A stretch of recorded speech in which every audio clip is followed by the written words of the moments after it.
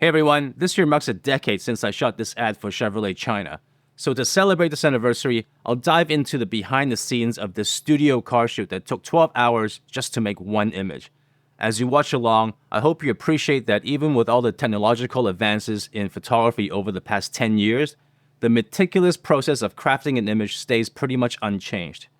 Before we start, please consider subscribing to this channel and giving this video a like if you're interested in more topics about life as a commercial photographer. And if you want an even deeper dive into topics bespoke to you, I also offer one-on-one consultations. My email's in the description below. I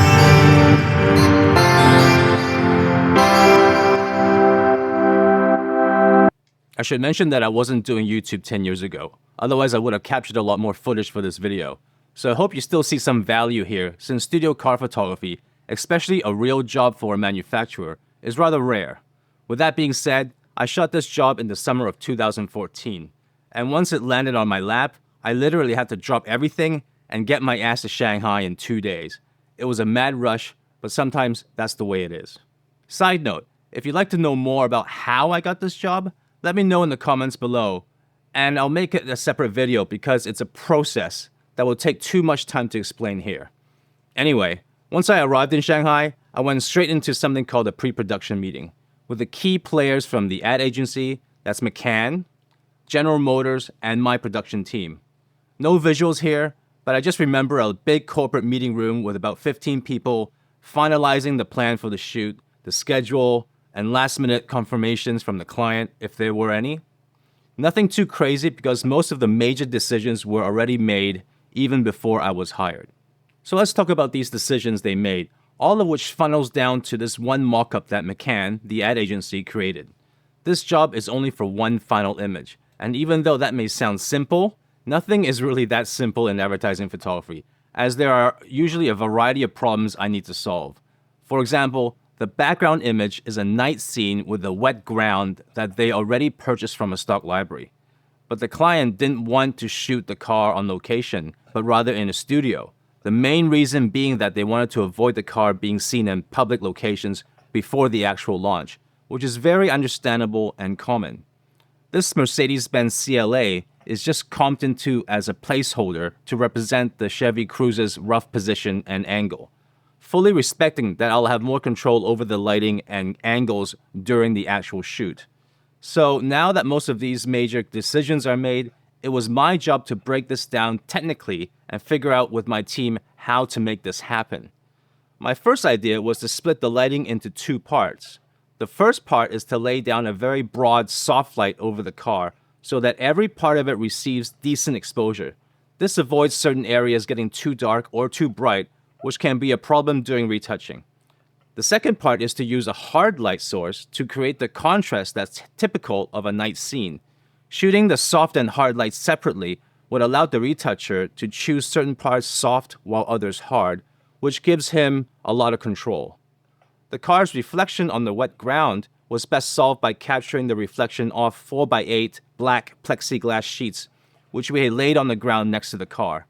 Well, that's the gist of it, at least in theory, so let's put it all together in reality. The shoot day started around 9 a.m. Before the client arrived, my team and I positioned the car in the center of the set and roughed in the camera angle. In case you didn't know, a car studio has the distinct advantage of a cyclorama, a shooting area without sharp corners that yields seamless reflections on the car's surface. Ideally, a dedicated car studio would also have a large adjustable light source that can be tilted and swung for precise lighting control. Unfortunately, this studio lacked that feature, so we had to bounce the light off the ceiling. It took a long time to confirm the camera position because the art director wanted to match the perspective from the mock-up, but we found out that it was impossible and presumed that the Mercedes-Benz was free transformed and photoshopped in a way that was simply cannot be matched in camera. Nevertheless, it took about 2 hours fiddling millimeter by millimeter until we finally achieved an optimal camera height, angle, and focal length, which turned out to be a very wide 17 millimeters, or 28 millimeters in medium format lingo. Our camera was a rented Phase 1 with a 60 megapixel digital back, not the highest megapixels in 2014, but almost. Once the car and camera positions were set, the car was jacked up and the wheels rotated to level the center caps, and we sandbagged the tripod to lock the camera down. In terms of exposures, I locked down the aperture at f/18 and ISO at 50, and let the shutter speed be the variable, which I would know once the lighting was set up. And as for the lighting, we started with the soft light I mentioned. And just so you know, continuous lights are the most common way to light cars in a studio. In this case, we use tungsten Fresnels. It's much easier to see the light compared to using flash, which would have been overkill and somewhat useless. From a budgeting perspective, flash is also much more expensive per light, especially when using multiple lights for a studio car shoot like this. Just make sure you have good air condition, as those tungsten lights can quickly warm up a room. As you can see, there are several pools of light surrounding the car, all bouncing off the walls and ceiling. The best thing about bouncing light are the smooth gradients you can achieve reflecting off the car's surface and glass. We were using a mixture of 1000 and 2000 watt lights. And you may be wondering, what is that black piece of cloth on the left and stuck on the wall behind the car? Well, those are black areas that are added to reflect onto the car. The one to the left creates a cut line across the middle of the doors to mimic the dark asphalt from the background image. This is how I like to create nice reflections instead of removing them with CPL filters. And yes, I will make another video regarding the use of CPL filters, or rather not using them.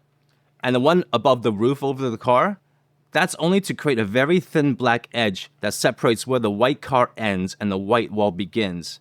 This is only to help the retoucher know where to cut when he's isolating the car from the studio.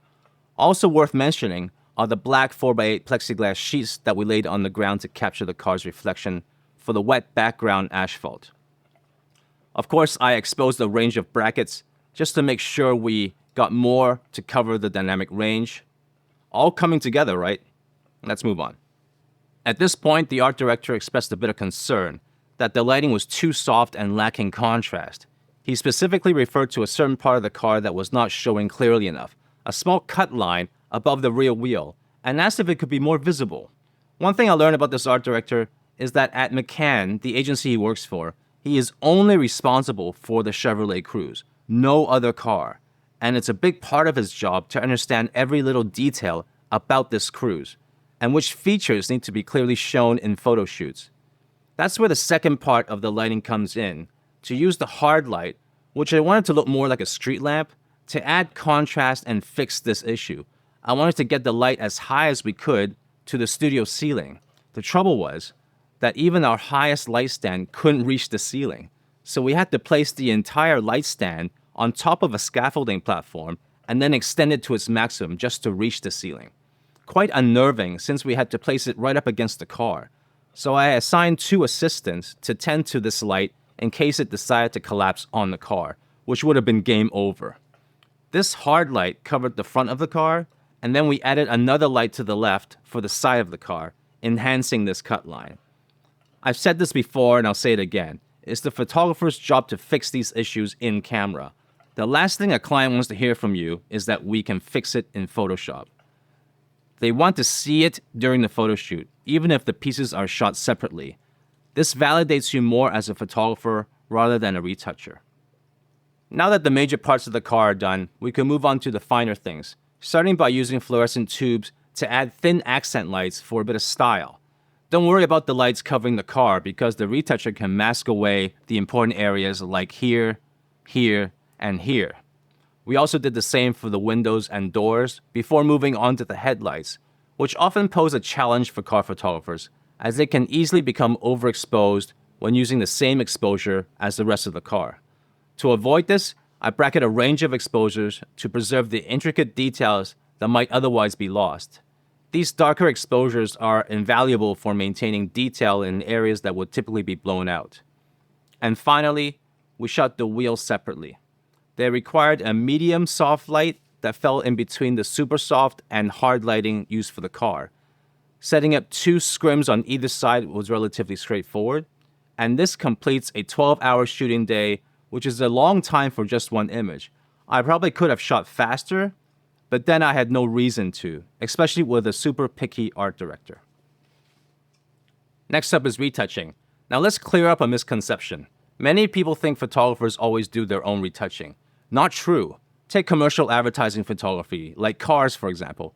It's incredibly common to outsource this work to professional retouchers. For this shoot, I simply copied the raw files onto a hard drive and handed them off to a client. That's it. No further involvement from me.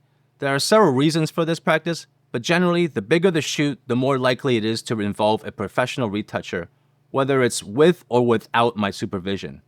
If you're interested in learning more about this myth and others, let me know in the comments below, and I'll make a separate video diving deeper into this topic. And I'll leave you with this final thought, circling back to my point at the beginning.